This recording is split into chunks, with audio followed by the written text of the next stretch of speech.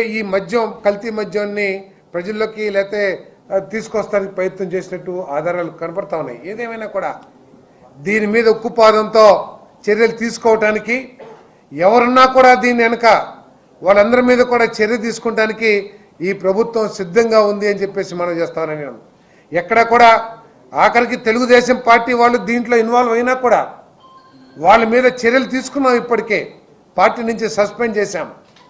మీలాగా తప్పులు చేసినా బూతులు మాట్లాడినా వెనకాల నుంచి భేష్ అని చెప్పేసి ప్రోత్సాహాన్ని మేము ఈ పార్టీ నాయకత్వం కానీ పార్టీ కానీ అందించలేదని చెప్పేసి మనం చేస్తున్నాను. ఏ రోజైతే సమాచారం వచ్చిందో కొంతమంది తెలుగుదేశం పార్టీ నాయకులు కూడా దీంతో సంబంధాలు ఉన్నాయని వెంటనే సస్పెండ్ చేశాం. సస్పెండ్ చేయటమే కాకుండా ఉన్నత అధికారులతో ఒక సిట్ ఏర్పాటు చేసి దీని వెనకాల ఎవరెవరున్నారో మరి బయటికి తీయటానికి ప్రయత్నం చేస్తామని చెప్పేసి కూడా తప్పకుండా వెలికి తీస్తాం. ఎవరున్నా కూడా వారి మీద కఠిన చర్యలు తీసుకుంటామని చెప్పేసి మనం చేస్తామని